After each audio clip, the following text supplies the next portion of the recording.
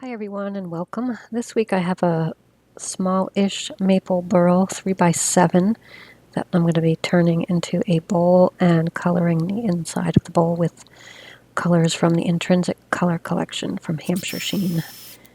I've marked center and drilling for the woodworm screw here and putting it in the worm screw in the 4-jaw chuck.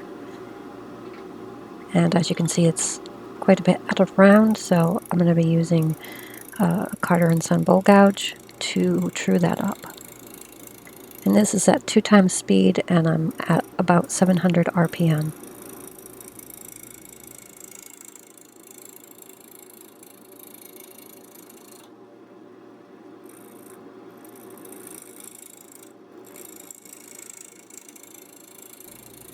And I just wanted to say thank you for all the comments in the last video about the question about the shop tour.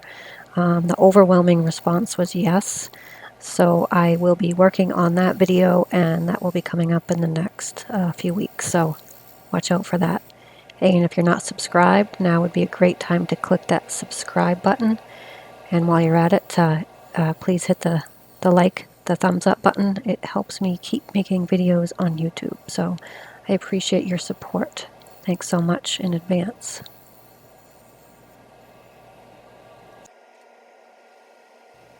So now that it's trued up, I'm working on the bottom. I'm making that flat and starting the curve on the side.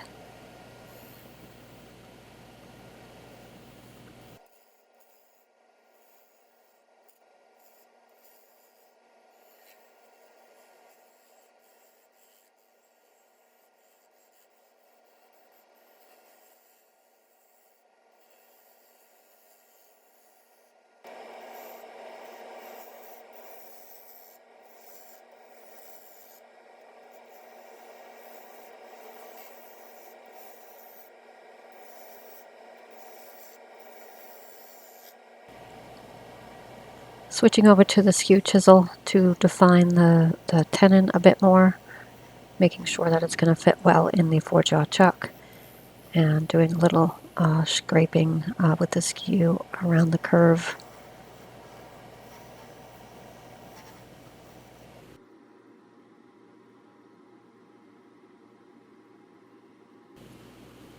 So working on the side here with some pull cuts and some shear scraping, and just trying to keep as much material as possible since this was a smaller blank to begin with. It was only 7 inches in diameter.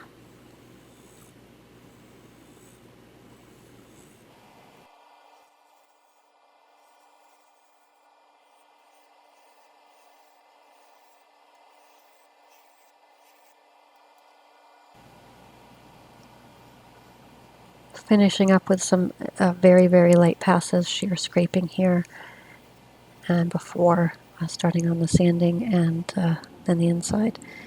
So just showing some of the shavings here and how fine they are. Throw it into the dust collector. Need to get a new dust collector. If anyone has any favorites of brands or models, let me know. Right now I have a entry-level jet, which has been fine for now. I just think I want something with more CFM, some more power, since I'm doing more turning than I was, say, a year or two ago. So it's reversed in the 4-jaw chuck here, and I'm starting to flatten the top and starting the hollowing process. As usual, I'm using the Carter & Son bowl gouge here. There is a link in the description to this tool, as well as the Carter & Son skew chisel. They are affiliate links, so while I am not sponsored by the company, they are affiliate links, which means if you buy them through the links, I get a very, very small percentage. So it does help me out. If you're looking into any of the purchases, tools, or other things I use, if you use an affiliate link, it does support the channel. So just so you know.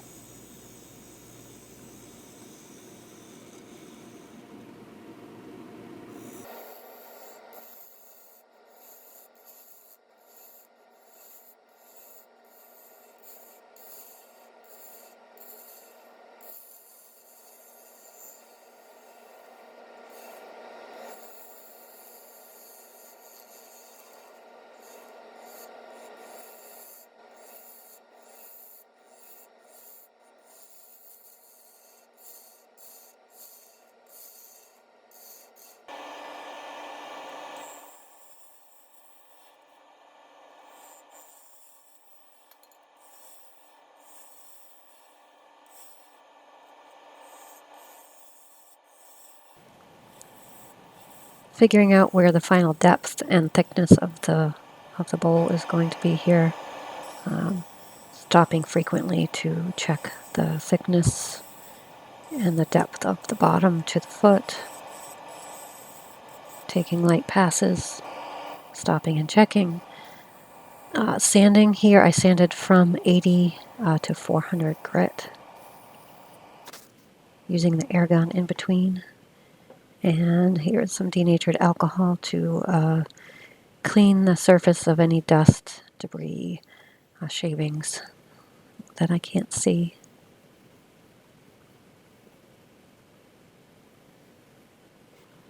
And now starting with the coloring process, I'm using the Intrinsic Color Collection by Hampshire Sheen. There is a link in the description. I'm not affiliated with the brand at all. I just really like the products and have been using them for a couple years now. This is the flame color. Started with the ruby, now onto the flame, and in a moment or two I'll be using a color called honey, which kind of blends them all together in my opinion. So the idea when doing a coloring like this is to get a base color, sand it back with around 220 grit, at least that's what I use, and then I do some fill in with some lighter colors to try to blend them together. It's really trial and error here, not on this particular bowl, but on other bowls that I've colored. I've sanded them all back and started completely over, or turned the layer of away and started with a blank slate again if I didn't like it. This one, thankfully, I didn't have to do that, but I've done that plenty.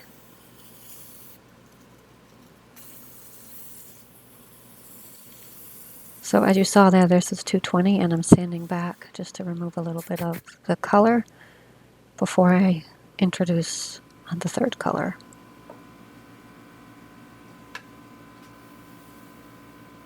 Cleaning the dust with some denatured alcohol.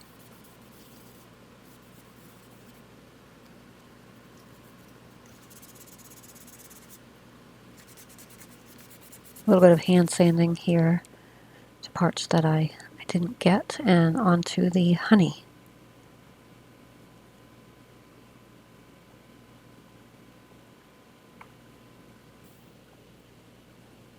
Dabbing it on as per usual with a paper towel.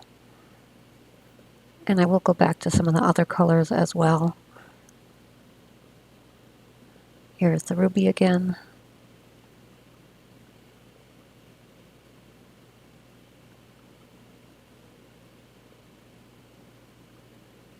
There is no specific process in this, at least in my opinion. Others may have a set number of steps that they use. I just do what I think is going to look good, and if I don't like it, I start over.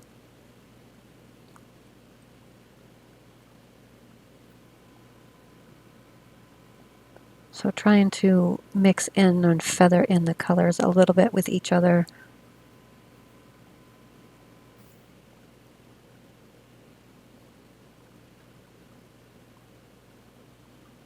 And back to more honey.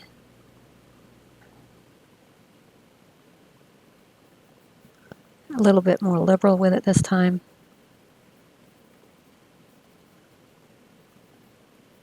And as you can see, it's blending everything together nicely.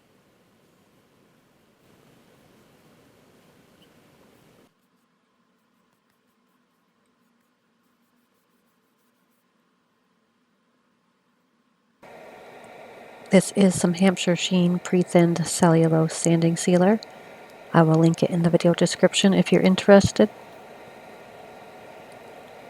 So putting on one coat, and then I leave this overnight and come back to do the sanding with Axe abrasive paste and polishing paste.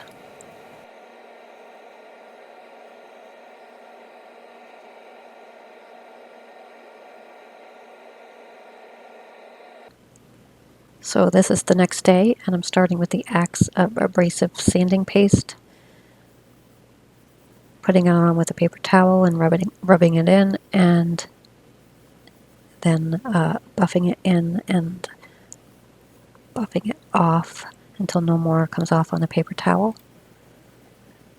And after the abrasive paste, starting the polishing paste. And if you watched any of my videos, you know that I use this in almost every video. I'll link the product in the video description, and there is a coupon code for 10% off if you use coupon code PF10 at checkout. Thank you, Axe, for such a great product.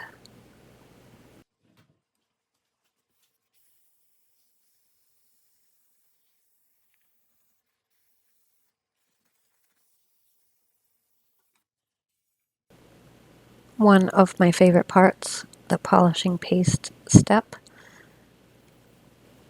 Such an easy process to do as well. It's not complicated. It's quick, it's easy, and it leaves a great result. You can see it shine already with the polishing paste.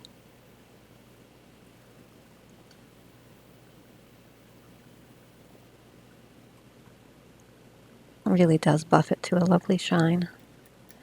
Taking it off the 4-jaw chuck, I'm doing a little bit of an inspection. And we'll get out the larger Longworth jaws and reverse mount it to take off the tenon. And if you're still watching, thank you. We're getting towards the end of the project here, and I just wanted to take a minute to say thanks. And if you haven't subscribed yet, please do consider subscribing. It really helps me keep making more videos. And if you leave a like, a thumbs up, that also helps support the channel. So thank you so much in advance, and I appreciate everyone's comments. I do answer them all, so if you have a question or a comment, leave it in the comment section and you will hear from me. Using the branding iron here.